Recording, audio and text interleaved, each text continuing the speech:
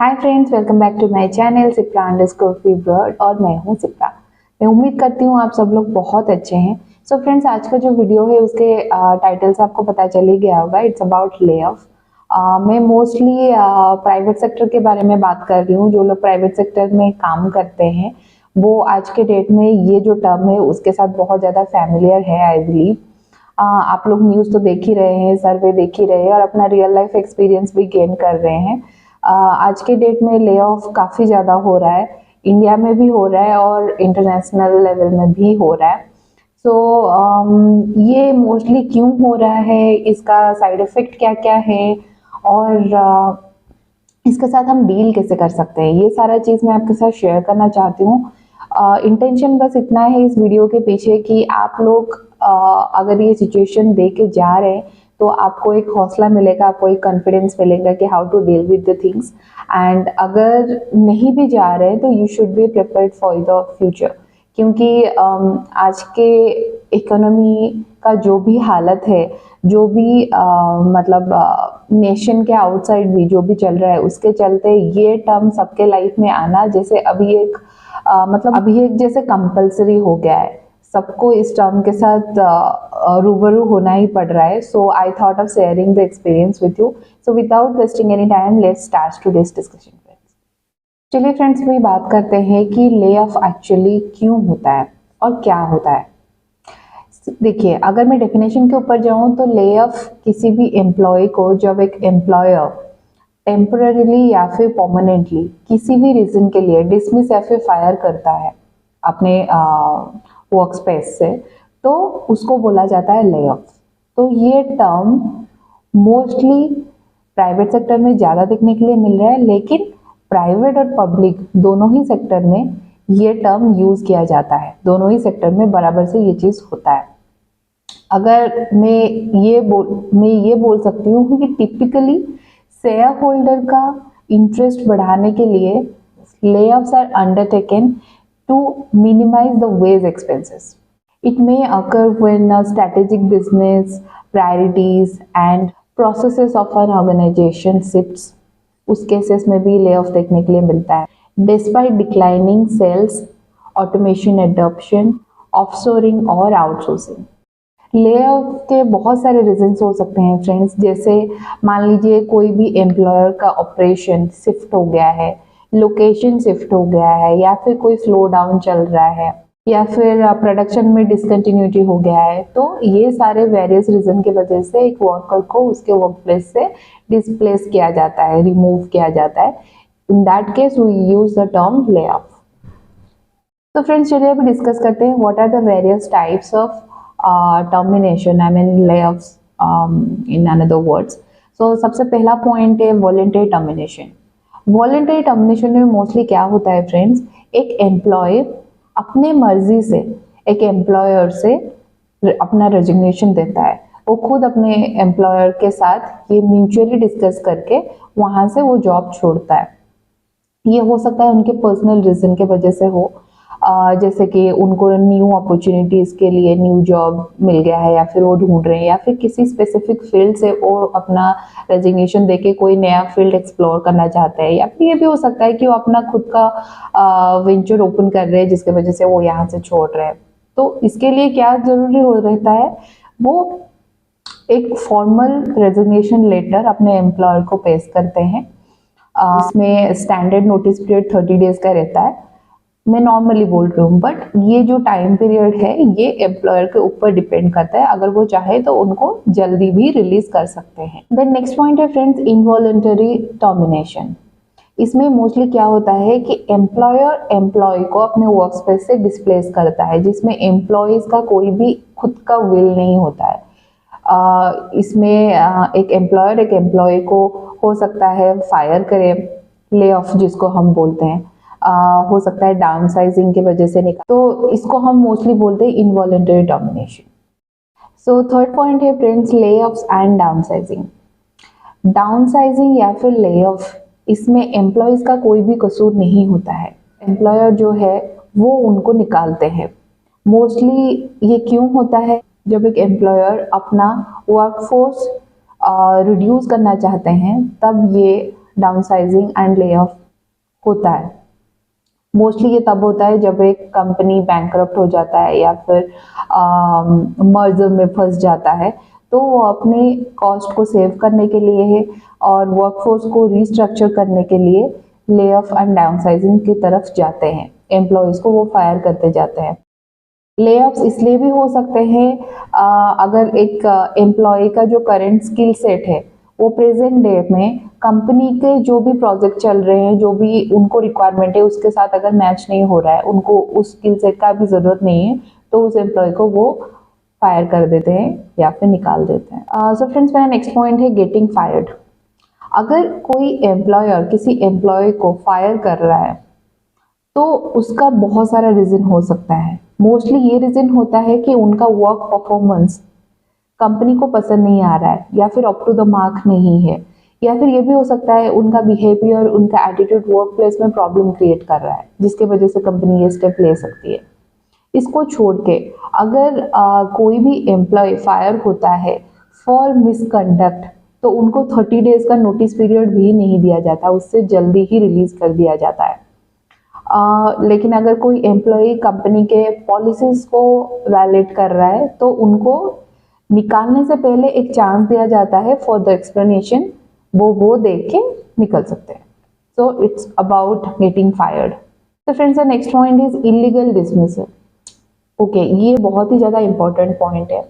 इसके बारे में मैं आपको ये बोलना चाहती हूँ कि एक एम्प्लॉयर अगर अपनी एम्प्लॉय को फायर कर रहा है, निकाल रहा है, तो they should have sufficient reasonable reasons for that.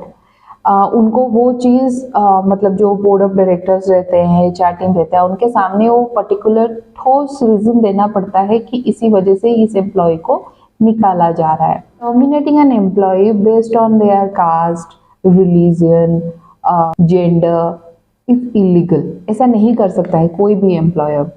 अगर कोई एम्प्लॉय मान लीजिए मैटरनिटी लीव पे है या फिर काफ़ी दिनों का किसी पर्सनल रीजन को लेके काफ़ी दिनों से एब्सेंट है या फिर कुछ भी गलत काम कर रहा है कंपनी के अंदर, on this grounds you can not fire an employee, it's illegal.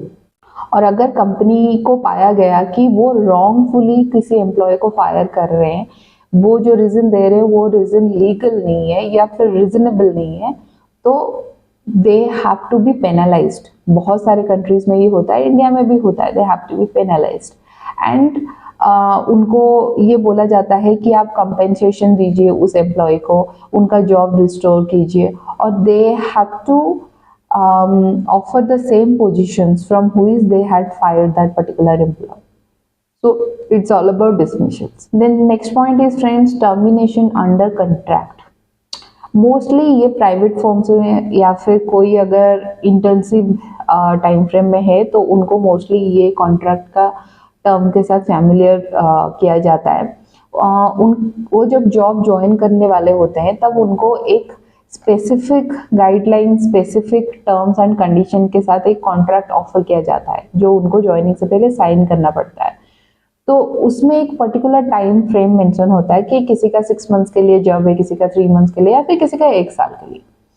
तो वो अग्री करते हैं टर्म्स एंड कंडीशन के साथ, फिर जॉब ज्वाइन करते हैं। जब ये टाइम फ्रेम एंड हो जाता है तब उस एम्प्लॉय को टर्मिनेटेड ही कंसिडर किया जाता है, अनलेस अगर वो कॉन्ट्रैक्ट फिर से रिन्यू किया गया हो या फिर कोई नया कॉन्ट्रैक्ट बनवा गया हो या फिर उसी एम्प्लॉय को उनका जो एम्प्लॉयर है वो परमानेंट एम्प्लॉय में कन्वर्ट कर दिया जाए, तब जाके वो कॉन्ट्रैक्ट इनवैलिड होता है। तब तक वो वैलिड रहता है और जब वो टाइम फ्रेम खत्म हो जाता है तब एम्प्लॉय को टर्मिनेटेड ही कंसिडर किया जाता है।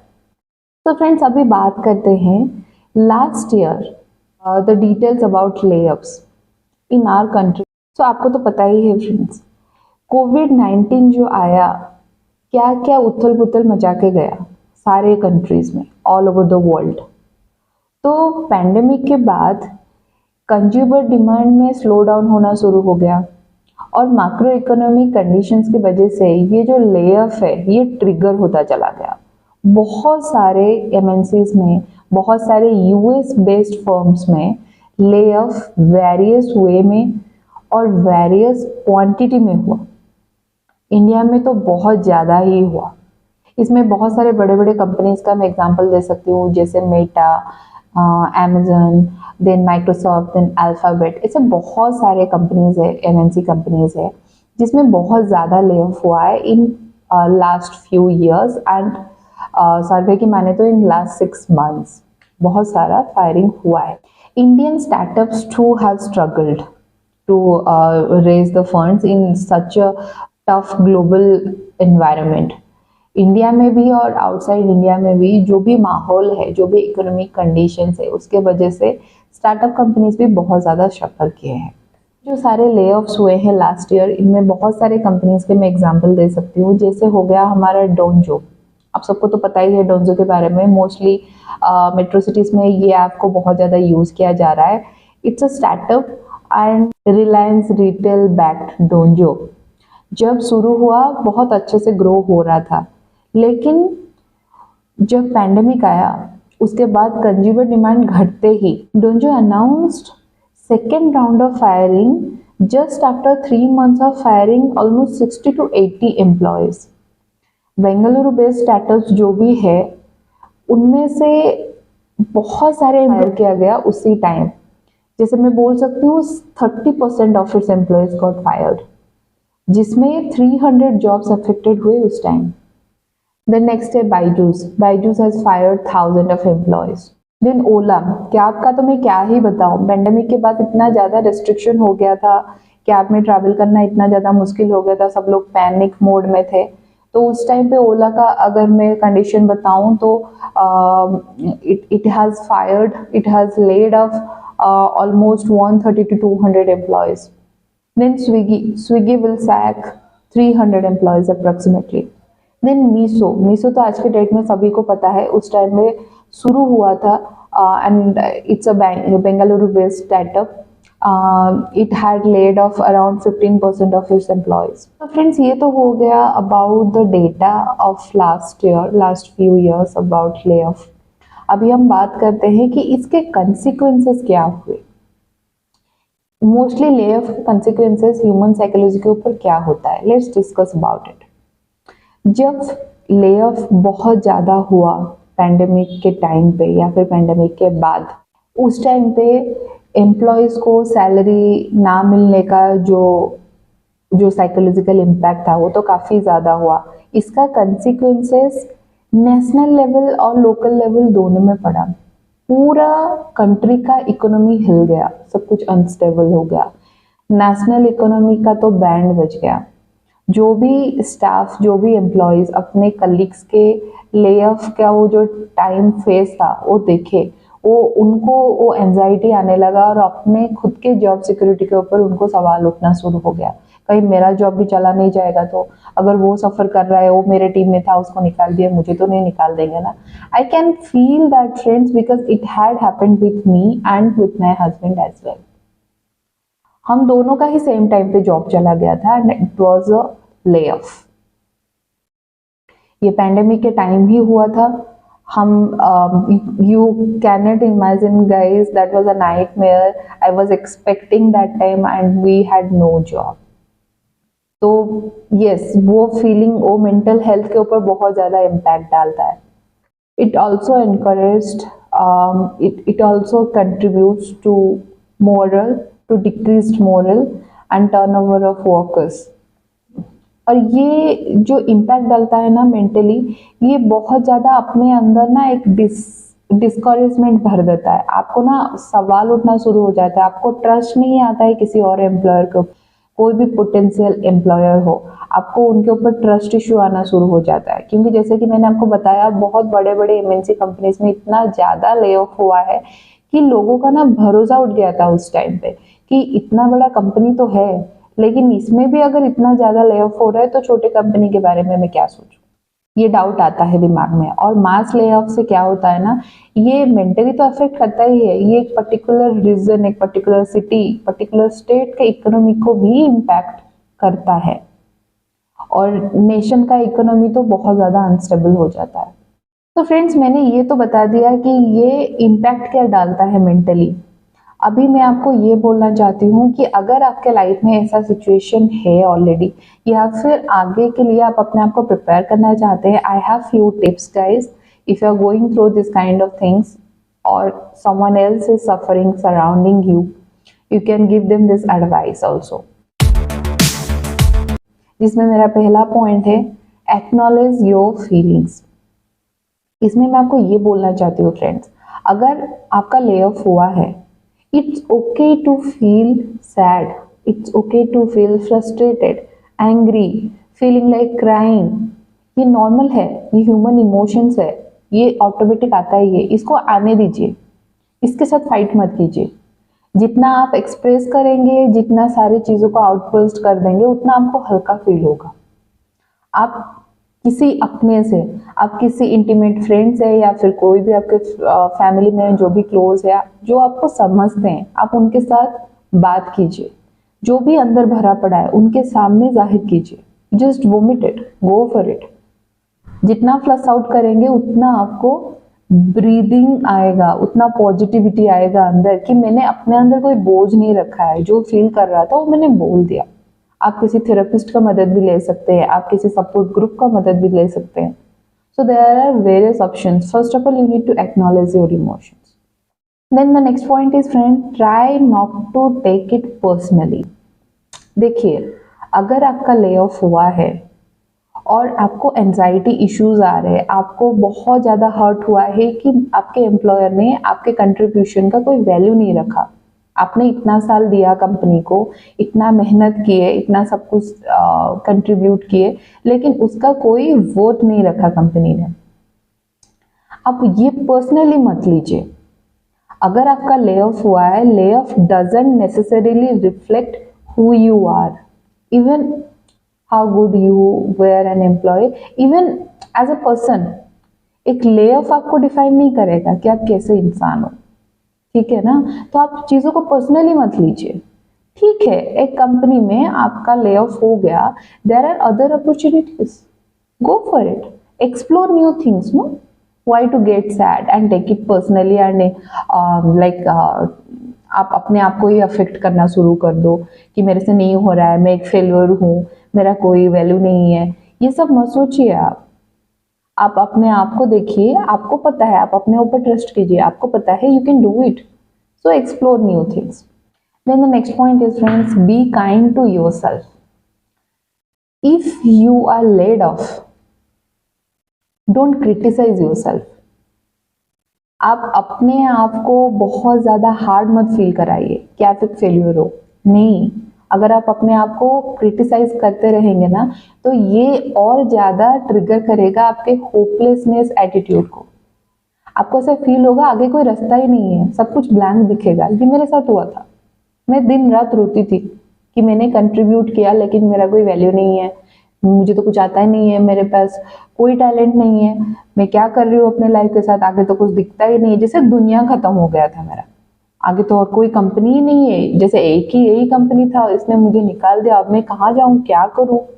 तो ये जो एंजाइटी इशू है ना, मैं चिड़चिड़ापन मेरा मतलब बहुत ज़्यादा बढ़ गया था. मैं सबके ऊपर इरिटेट हो रही थी. एक तो प्रेग्नेंट थी उस टाइम में, उसके साथ ये सारा चीज़ ना ऐड ऑन होता जा रहा था. तो from my experience I suggest, instead focus on self care. आप वो सारी चीज़ कीजिए जिसमें आपको खुशी मिलता है. जिन सारी चीज़ों के लिए आप वक्त नहीं निकाल पाते थे ना, जब आप बिजी शेड्यूल में रहते थे, ये जो टाइम मिला है ना, आप जब तक दूसरा कुछ नया ढूंढ नहीं लेते, वो जो टाइम ड्यूरेशन है ना, उसको आप एंजॉय कीजिए. उतना भी टाइम आपको नहीं मिल रहा था ना, तो इस वे में आप पॉजिटिवली सोचिए, चीज़ों को रीएनफोर्स कीजिए, आपके पॉजिटिव थिंकिंग को. जो टाइम मिला है वो अपने फैमिली के साथ स्पेंड कीजिए, या फिर आप जब अपने आप को केयर नहीं कर पाते थे बिजी शेड्यूल में, आप वो कीजिए. Will feel good. देन मेरा नेक्स्ट पॉइंट है friends, talk to a therapist. देखिए, सडनली आपका सब कुछ अच्छे से चल रहा है लाइफ में, सडनली आपका जॉब चला जाता है, तो बहुत सारे लॉसेस होते हैं. अगर आप एक फैमिली मैन है या फिर फैमिली वुमेन है, आपके घर में बच्चे हैं, बहुत सारे रिस्पॉन्सिबिलिटी है आपके फैमिली के ऊपर, definitely it's a mental trauma. आपको सडनली कुछ समझ में नहीं आएगा कि चीज़ें कैसे मैनेज करूं. अभी सैलरी आना बंद हो जाएगा, मेरा ईएमआई चल रहा है, इंश्योरेंस पेमेंट है, घर का लोन है, ये वो, दिमाग खराब हो जाता है. कुछ काम नहीं करता है, तो ये डेफिनेटली एक ओवरवेलमिंग सिचुएशन है। अगर आप धीरे धीरे अपने मेंटल हेल्थ के साथ डील कर पा रहे हैं, चीज़ों को इजीली ले पा रहे हैं, देन दैट्स ओके। लेकिन अगर बहुत टाइम तक आप उसी सारे एंजाइटी, होपलेसनेस इमोशन में डूबे रह रहे हैं, it's not at all good for your health and for your surrounding also, then it's high time you should consult a therapist. They can help you for sure. फिर मेरा next point है friends, avoid unhealthy coping skills. इसमें मैं आपको ये बोलना चाहती हूँ कि आप बहुत सारी चीज़ें हैं जो आपको डीमोटिवेट करते हैं ये सिचुएशन में। आप उस ट्रिगर को फाइंड आउट कीजिए, फाइंड आउट ट्रिगर्स। कोई भी लोग है, कोई भी प्लेस है, कोई भी एक्टिविटी है जो आपको डीमोटिवेट कर रहा है, या फिर आपके साथ जो हुआ है उसको बार बार याद दिला रहा है, आप उन चीज़ों को, उन लोगों को अवॉइड कीजिए या फिर उनसे मिलना जुलना कम कर दीजिए। You will feel good, you will get distracted from those kind of pathetic situations. इसको छोड़ के ट्राई फॉर अल्टरनेटिव्स। नॉर्मली क्या होता है ना, मैं मोस्टली अगर लड़कों के बारे में बोलूँ, जब ले ऑफ जैसा सिचुएशन उनके लाइफ में आता है ना, वो स्ट्रेस्ड आउट हो जाते हैं। वो क्या करते हैं, 2-3 पेग लगा के बैठ जाते हैं, पूरा ड्रिंक करके रात भर गाना सुन के वो सैड होके बैठे रहते हैं कि अरे अभी मेरे साथ क्या होगा क्या होगा, मेरा पास तो और कोई सहारा नहीं है, कुछ रास्ता नहीं, कुछ नहीं दिख रहा है। No, instead of that you should go for a walk, listen to the music, have some time with, spare some time for yourself also। कोई भी मूवी जो आपको पसंद है आप वो देखिए। देन नेक्स्ट है, surround yourself with good things, good people. जो चीज़ों में आपको एक्चुअली खुशी मिलता है ना, आप वो चीज़ को अपने आसपास रखिए। उन लोगों से मिलिए, फ्रेंड्स, फैमिली, जो भी आपके साथ बहुत ज़्यादा क्लोज है लेकिन काम के चलते आप जिन लोगों को टाइम नहीं दे पाते हो, आप उन लोगों के पास रहिए। वो लोग आपको एनकरेज करेंगे, उनके साथ आपको अच्छा फील होगा। तो if you can try this, I believe you will get good result guys. Then मेरा नेक्स्ट पॉइंट है friends, look for a new outlook. इसमें मैं आपको ये बोलना चाहती हूँ कि आपका ये जो प्रीवियस एम्प्लॉयर था जहाँ से आपका ले ऑफ हुआ है, वहां पे आप ये फिगर आउट करने के लिए ट्राई कीजिए कि आपका गलती कहाँ था, क्या क्या चीज़ था जिसमें आपको इम्प्रूवमेंट चाहिए था। एक्सपीरियंस से आप बहुत सारा अपना गलती ग्रैब कर सकते हैं, तो उनको सुधारिए। ये जो टाइम फ्रेम मिला है उसको इम्प्रूव करने के लिए आप ट्राई कीजिए। ये जब न्यू अपॉर्चुनिटीज आप एक्सप्लोर करेंगे ना, न्यू एम्प्लॉयर में जाके, आपको बहुत तरह से मदद करेगा। So look for a new outlook. Then मेरा नेक्स्ट पॉइंट है friends, don't be burnful while searching for a job. Obviously आपका ले ऑफ हुआ है, आपको फैमिली को मैनेज करना है, अपने लिए भी आपको नया जॉब ढूंढना है, लेकिन अपने आप को उसमें बर्न मत कीजिए। आप बहुत ज़्यादा डेस्परेट होकर सर्च मत कीजिए। आप अपने सेल्फ केयर के ऊपर भी फोकस कीजिए। आराम से आप चीज़ों को पढ़िए, जो भी स्किल सेट आपको और ज़्यादा इम्प्रूवमेंट ला सकता है, जिसमें आप थोड़े से वीक है, आप उसके ऊपर पढ़ाई करिए। आप सर्च करके, इंटरनेट सर्चिंग में जाके बहुत सारे न्यू कोर्सेज सर्च कर सकते हैं, उनको पढ़ सकते हैं और अच्छे से प्रिपेयर हो सकते हैं। अपने रिज्यूमे को और अच्छे से रीडोक्यूरेट कर सकते हैं और स्किल सेट ऐड कर सकते हैं। कोई भी नया कोर्सेज जो आपके अपकमिंग प्रोजेक्ट्स में काम में आएगा आपके फील्ड के ऊपर, आप उसको एक्सप्लोर कर सकते हैं। So give time to your job search, don't be in a hurry. Then last not the least, the point is being open to new opportunities. जब आप न्यू अपॉर्चुनिटीज एक्सप्लोर करने के लिए निकल पड़ते हैं ना, ये आपको बहुत ज़्यादा हेल्प करता है आपके एंजाइटी और ये जो डीमोटिवेटेड का स्टेट रहता है ना, उसको इम्प्रूवमेंट लाने में।